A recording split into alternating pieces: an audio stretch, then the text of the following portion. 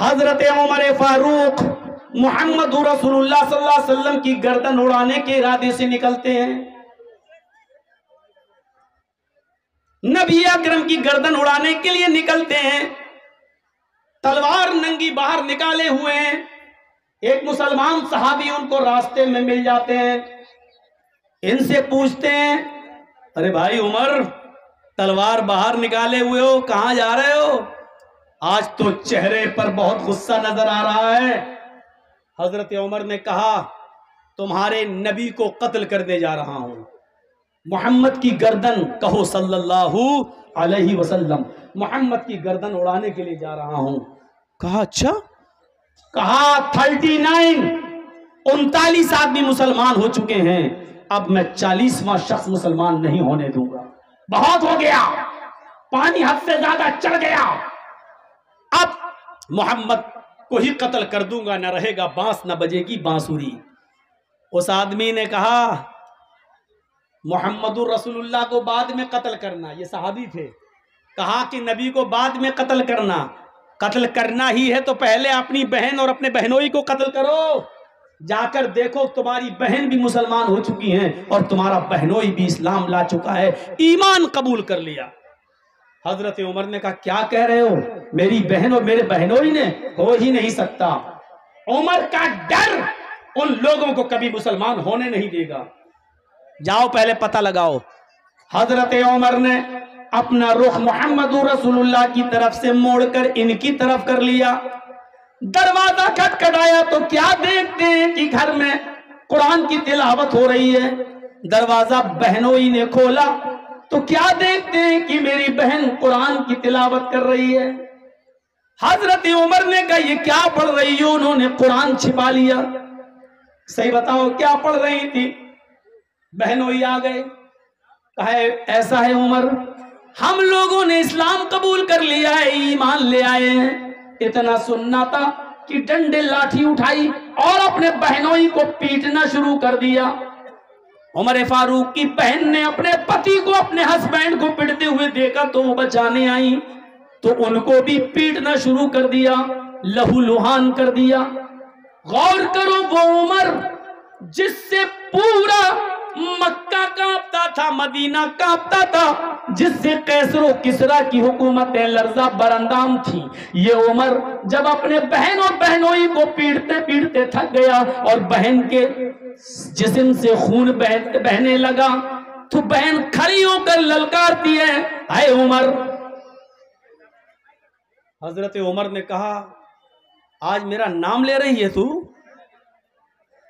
نام لے رہی ہے میرا؟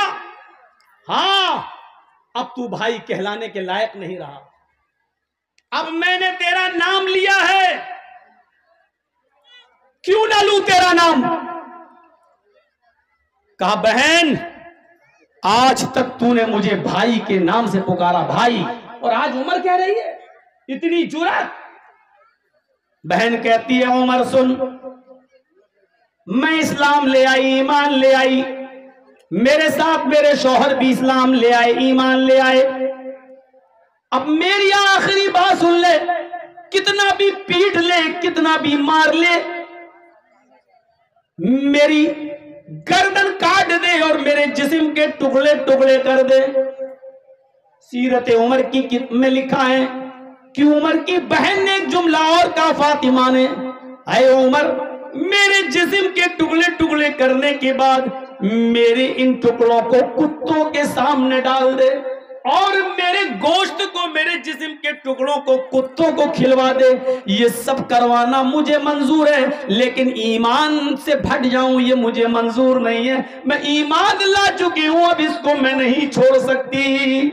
عمر کے سامنے تلوار اور ڈنڈوں کے سامنے وہ کھڑی ہو گئی اور بہنوئی بھی کھڑے ہو گئے. میں پوچھنا چاہتا ہوں وہ عمر جس سے زمانہ کانپتا تھا لیکن اس کی بہن عمر کا مقابلہ کر رہی ہے, بہن میں وہ کون سی طاقت تھی اور یہ طاقت کس چیز کی تھی جس نے عمر کے سامنے اس کی بہن کو لا کر کھڑا کر دیا ہے؟ یہ کیا طاقت تھی؟ جب عمر کی بہن کے اندر ایمان جاگ گیا, اس نے سمجھ لیا، اور جب ایمان کی طاقت اس کے اندر آ گئی تو وہ نہ عمر کے ڈنڈوں سے ڈر رہی ہے، نہ عمر کی تلوار سے ڈر رہی ہے، نہ عمر کے غصے سے ڈر رہی ہے۔ جیسے ایک پولیس والا جب جان لیتا ہے کہ گورنمنٹ ہمارے ساتھ ہے تو وہ کسی سے نہیں ڈرتا ہے، اسی طریقے سے اس بہن نے جان لیا کہ ایمان میری رگوں میں دوڑ رہا ہے، اللہ میرے ساتھ ہے، تو پھر اس کے دل سے خوف نکل گیا، اس کے دل سے ڈر نکل گیا۔ اب مجھے ڈرنے کی ضرورت نہیں ہے کیونکہ ایمان میری رگوں میں دوڑ رہا ہے۔ جس کے اندر جتنا مضبوط ایمان ہوگا اس کی عمارت اسلام کی اتنی مضبوط ہوگی۔ اپنے اندر ایمان کی طاقت پیدا کرو، اللہ کی قسم ایمان اگر اپنے اندر پیدا کر لیا تو دنیا کی ساری طاقتیں تمہیں ہیچ نظر آئیں گی، دنیا کی ساری طاقتیں تمہیں مکھی یا مچھر جیسی نظر آئیں گی۔ آپ کسی سے نہیں ڈرو گے، شرط یہ کہ تم اپنے اندر اسلام ایمان پیدا کر لو، اپنی بنیاد سے جڑ جاؤ، نہیں جڑو گے تو پتنگ کی طرح کٹو گے، نیچے آؤ۔ حضرت بلال کی طرف نظر ڈالو،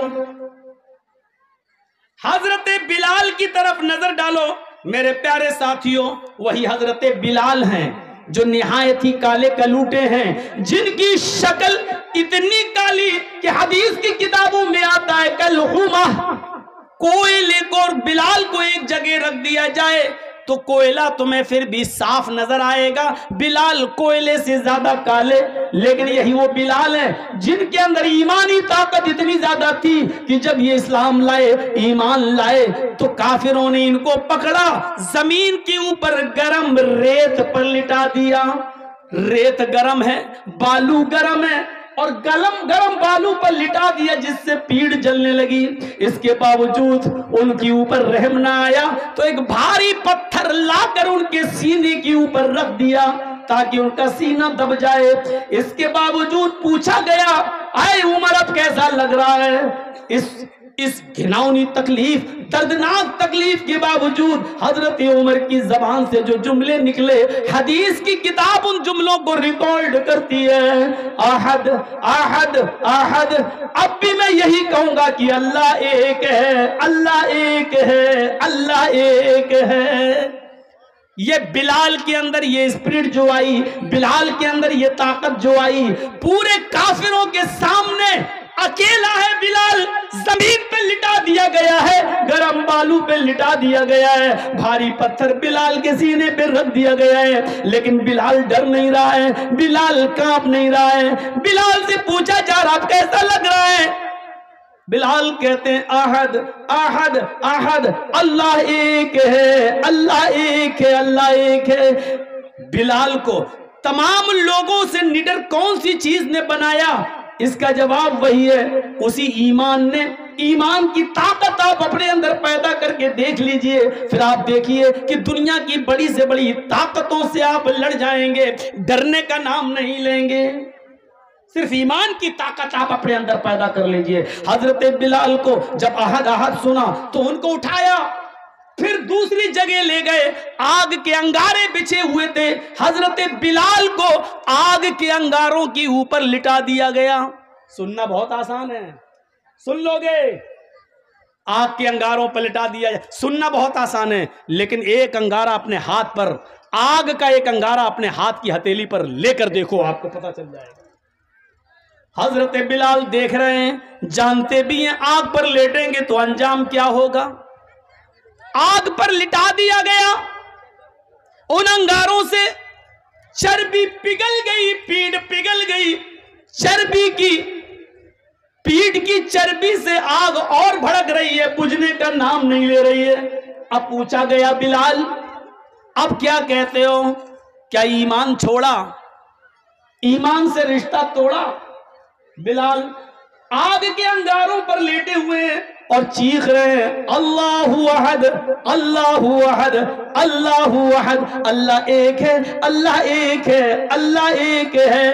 حضرت بلال کو کافروں نے आग के अंगारों पर लिटा दिया, और फिर भी हजरत बिलाल ये नहीं कह रहे मुझे छोड़ दो, मुझे जाने दो, मुझे माफ कर दो, नहीं नहीं, वो आज उन काफिरों के सामने खड़े हैं और यही कह रहे हैं कि अल्लाह एक है, अल्लाह एक है। ऐसी मंजिलें नहीं मिलती हैं कि अल्लाह के नबी ने कभी बिलाल से कहा था, अय बिलाल, अय बिलाल, मुझे अल्लाह ने जन्नत भी दिखाई, मुझे अल्लाह ने जहन्नम भी दिखाई। जब मैं जन्नत देख रहा था तो मुझे अपने आगे आगे जूतों की आवाज सुनाई दी। मैंने पूछा जिब्रील ये जूतों की आवाज किसकी है, मुझे तो कोई दिखाई नहीं दे रहा है। बिलाल, जिब्रील ने बताया कि ये बिलाल है जो दुनिया में है, लेकिन उनके जूतों की आवाज तुम जन्नत में सुन रहे हो। यानी बिलाल ने इतनी तकलीफें उठाई हैं दीन के लिए, ईमान के लिए, कि अल्लाह ने उनको जन्नत दे दी। ऐ मोहम्मद सल्लल्लाहु अलैहि वसल्लम, दुनिया में जाना और बिलाल से कह देना कि अल्लाह ने तुम्हें जन्नत दे दी, तुम्हारे जूतों की आवाज में सुन के आया हूं। ये ईमान का रिजल्ट है, ये ईमान का नतीजा है। हम अपने अंदर पहले ईमान पैदा कर लें और फिर देखें। मेरे भाइयों, मैंने शुरुआत कहां से की है? आम के फल से की है। अगर गिरता है, टूटता है तो आसमान पर नहीं जाता, जमीन पर। क्यों? जो चीज अपनी बुनियाद से रिश्ता तोड़ लेती है उसका मुकद्दर तरक्की नहीं होती है, पस्ती होती है। जो पतंग अपनी डोर से कटती है तो ऊपर नहीं जाती, नीचे आती है, क्योंकि उसने अपनी बुनियाद से रिश्ता तोड़ लिया है। आपकी और हमारी बुनियाद है ईमान। अगर इससे हमने अपना रिश्ता तोड़ लिया तो कभी हम तरक्की नहीं कर सकते हैं, हम तनज़्ज़ुली का शिकार होंगे, हम नीचे जाएंगे।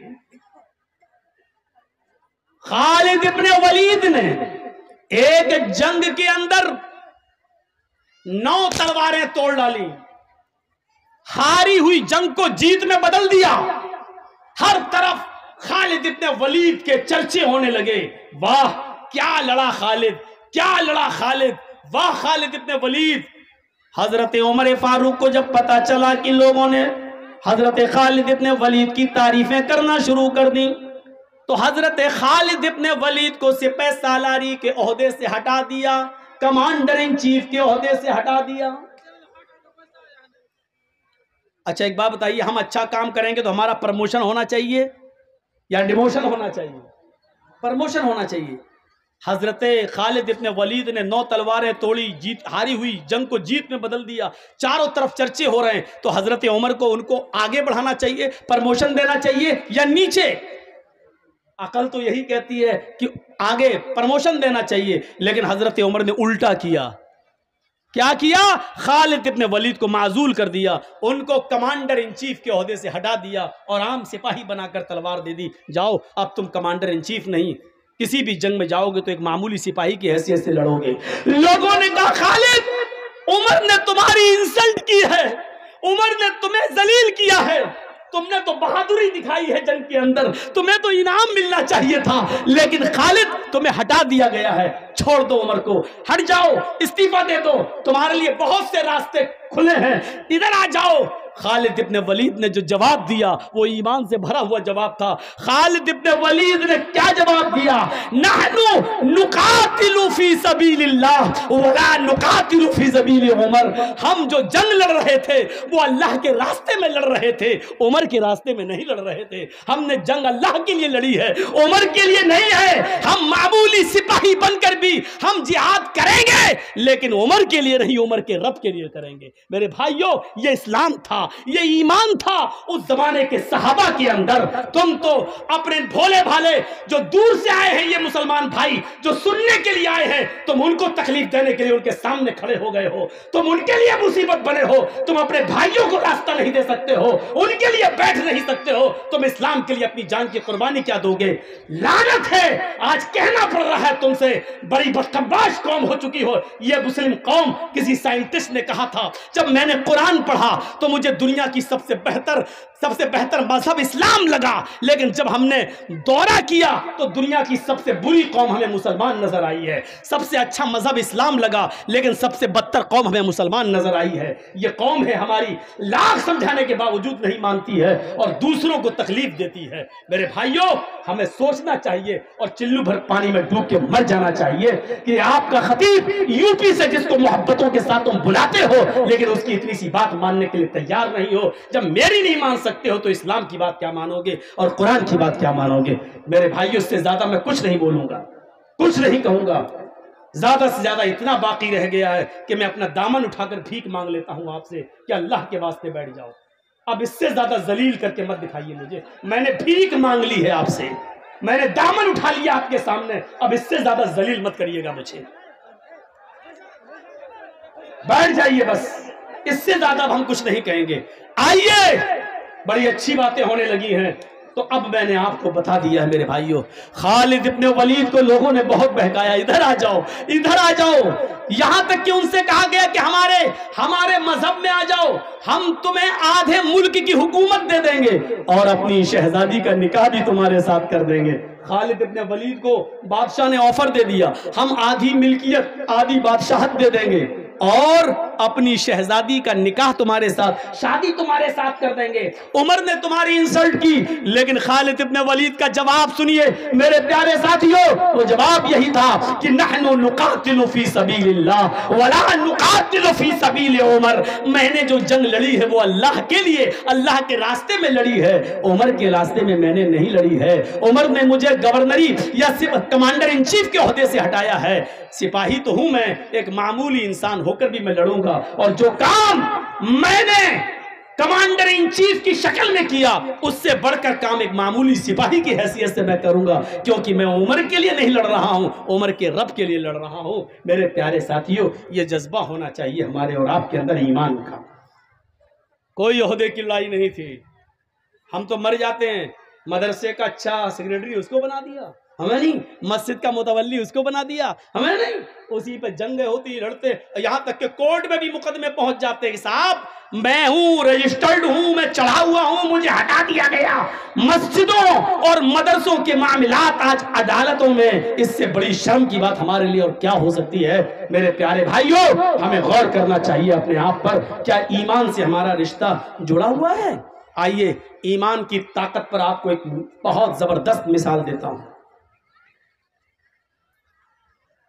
دنیا کی تاریخ میں ایک شخص ایسا بھی گزرا ہے جس نے بیک وقت پوری دنیا پر حکومت کی ہے، 4 لوگوں نے کی ہے، ان میں ایک فرعون کا نام بھی آتا ہے، بہت زبردست ظالم گزرا ہے۔ اور فرعون کے مقابلے میں اللہ تعالیٰ نے کس کو پیدا کیا تھا؟ موسیٰ علیہ السلام کو۔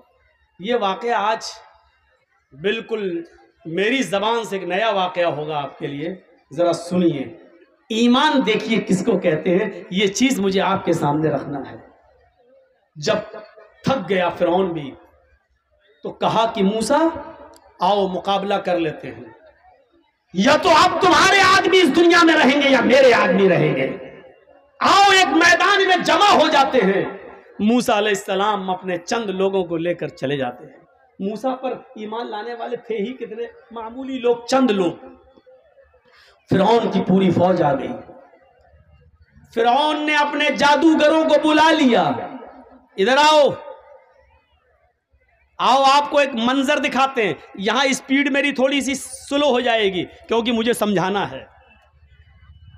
فرعون نے اپنے ساتھیوں کو بلا لیا، ادھر آؤ، ایسے کرتب دکھانا، ایسے تلسم دکھانا کہ آج موسیٰ اور موسیٰ کے قوم کے لوگ، یہ مسلمان جتنے آئے ہیں سب ہار جائیں، دیکھو ہمارا نام مٹی میں نہ ملنے پائے، آج تمہیں موسیٰ کو شکست دینا ہے، موسیٰ کو ہرانا ہے۔ فرعون کو اپنے جادوگروں پر بہت بھروسہ تھا، جادوگروں نے کہا بالکل آپ تیار رہیے، موسیٰ اور اس کے قوم کو ہرانا میرے بائیں ہاتھ کا کام ہے، ابھی ہرا دوں گا۔ جب دونوں آمنے سامنے آ گئے، ادھر فرعون کا لشکر کھڑا ہے، فرعون بھی، ادھر موسیٰ اور موسیٰ کا لشکر کھڑا ہے۔ فرعون کے جادوگروں نے فرعون سے کہا، اوہو ایمان دیکھیے، فرعون کے جادوگروں نے فرعون سے کہا اِنَّا لَنَا لَأَجْرًا إِن كُنَّا نَحْنُ الْغَالِبِينَ۔ اے فرعون، اے ہمارے بادشاہ، اگر ہم موسیٰ سے جیت گئے، موسیٰ پر غالب آ گئے، موسیٰ کو ہرا دیا تو ہمیں کیا انعام ملے گا؟ اِنَّا لَنَا لَأَجْرًا إِن كُنَّا نَحْنُ الْغَالِبِينَ۔ اگر ہم غالب آ گئے، قرآن کہہ رہا، قرآن، اگر ہم غالب آ گئے تو ہمیں کیا انعام ملے گا؟ ہمیں آپ کیا نوازیں گے؟ ہمیں کیا دیں گے؟ ادھر سے فرعون کی طرف سے جواب آتا ہے، نعم وَإِنَّكُمْ لَمِنَ الْمُقَرَّبِينَ، تم ہمارے خاص لوگوں میں شامل ہو جاؤ گے، کیبینٹ میں تمہیں جگہ مل جائے گی، تم ہمارے مقرب بن جاؤ گے، میرے آس پاس بیٹھو گے، میرے ساتھ چلو گے، کھاؤ گے، پیو گے۔ ابھی کسی کو پتا چل جائے کہ ہم یہ کام کریں گے تو مودی جی کا ہم قریبی بن جائیں گے تو کرے گا کہ نہیں کرے گا؟ فوراً کر جائے گا۔ کیوں؟ ارے بھائی مودی کا مقرب بن جائے تو سمجھ لو کہ انڈیا میرے ہاتھ میں۔ اب سوچو کہ فرعون کے جادوگروں کو جب فرعون نے یہ کہا کہ ہم تمہیں اپنا مقرب بنا لیں گے، اپنا قریبی بنا لیں گے، اپنے دربار میں تمہیں شامل کر لیں گے، تو فرعون کے جادوگروں کا حوصلہ کتنا بلند ہو گیا ہوگا۔ وہ فرعون جس کی حکومت بیک وقت آدھی دنیا سے زیادہ حصے پر رہی ہو، اس کا قریبی ہو جانا کتنے بڑے کمال کی بات تھی۔ بس شروع ہو گیا مقابلہ۔ فرعون کے جادوگروں نے، اے بیٹا کمر میں درد ہو رہا ہے، بیٹھ جاؤ، ابھی تو کمر سے کام ہی نہیں لیا، درد ہو گیا۔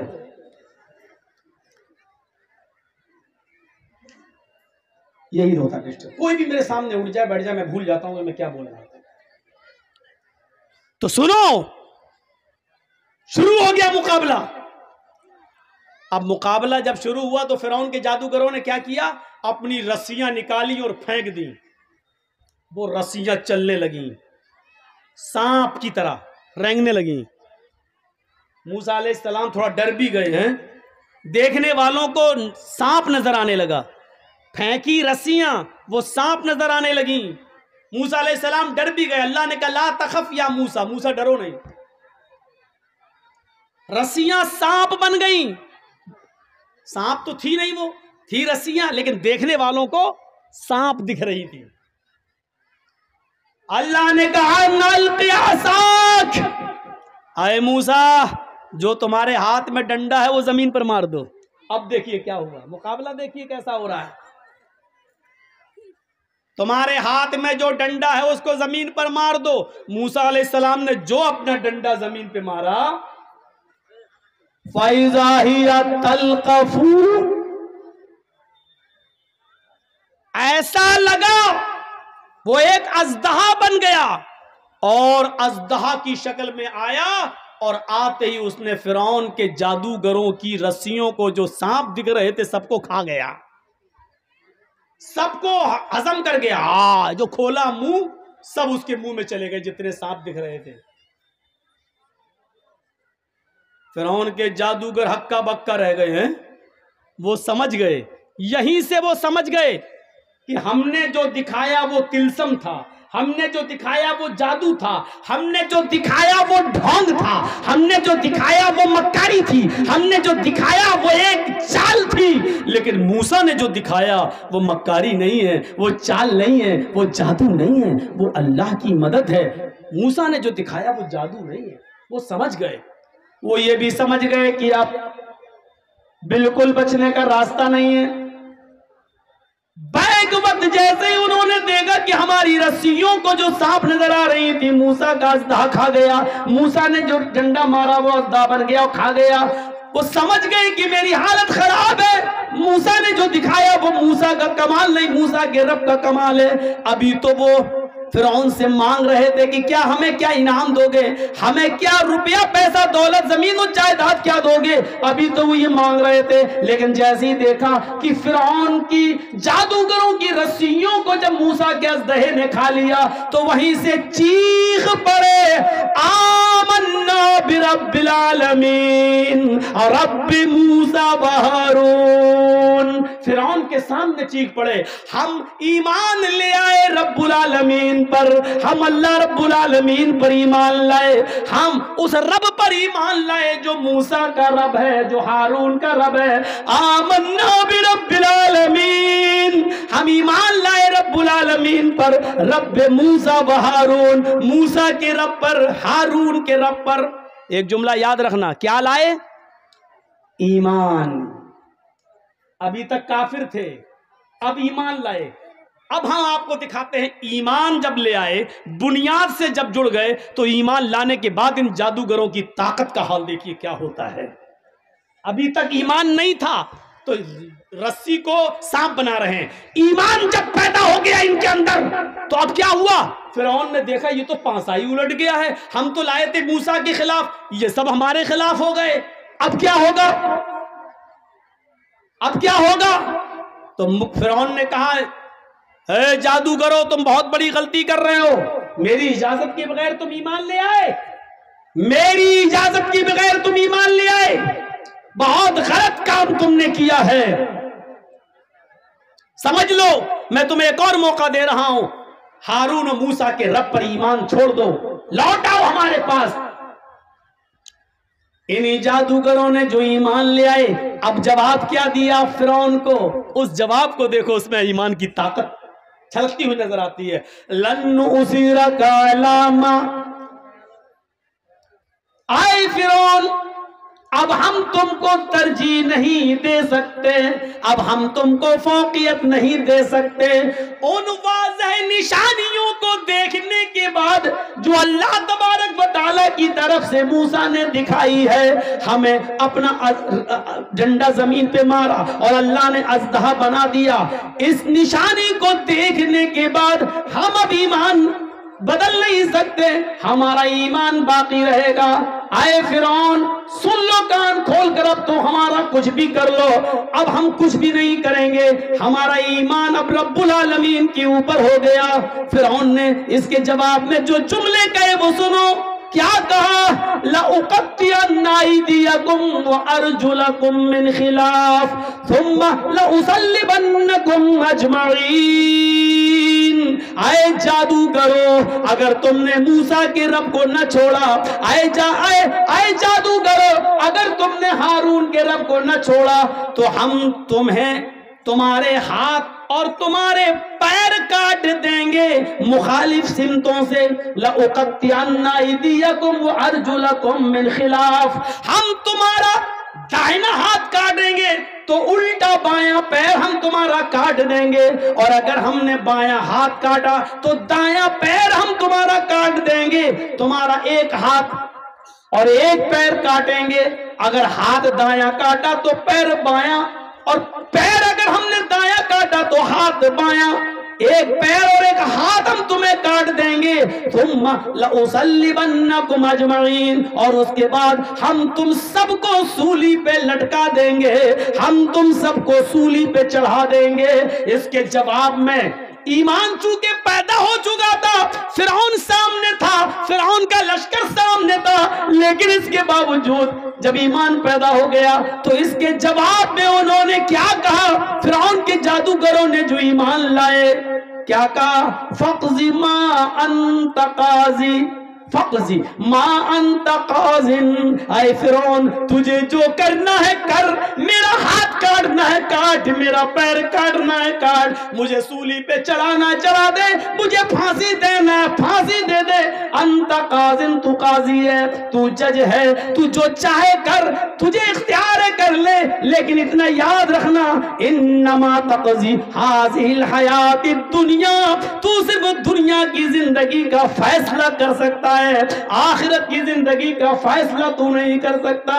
آخرت میں تو मेरा रब मेरे साथ है ही, इसलिए तुझे दुनिया में जो करना हो कर ले। जो अभी फिरौन के करीब होना चाहते थे, फिरौन से इनाम मांग रहे थे, लेकिन मूसा पर ईमान लाए और ईमान लाने के बाद उनकी ताकत का हाल ये हो गया कि न वो फिरौन से डरे, न फिरौन के लश्कर से डरे। फिरौन ने उनका हाथ काटा, कटवा लिया, उनका पैर काटा, कटवा लिया, उनको सूली पे लटकाया, लटक गए, लेकिन फिर अल्लाह पर जो ईमान ला चुके थे उसको बदला नहीं। फिर रब मूसा और हारून के रब पर ईमान छोड़ा नहीं। ईमान ये होता है और ईमान की ताकत ये होती है। क्या हमारे पास ईमान की ताकत है? ये दोस्तों, उम्मीद करता हूँ कि आप हजरात ने इस बयान को पूरा सुना होगा। बयान कैसा लगा कमेंट में ज़रूर बताना और अपने दोस्तों और रिश्तेदारों को शेयर ज़रूर करना। अल्लाह ताला हम सबको इस बयान पर अमल करने की तौफीक अता फरमाए। तो दोस्तों, फिर मिलते हैं अगली वीडियो में। जब तक अपना ख्याल रखिए, हमें दुआओं में याद रखिए। अस्सलामु अलैकुम व रहमतुल्लाहि व बरकातुहू।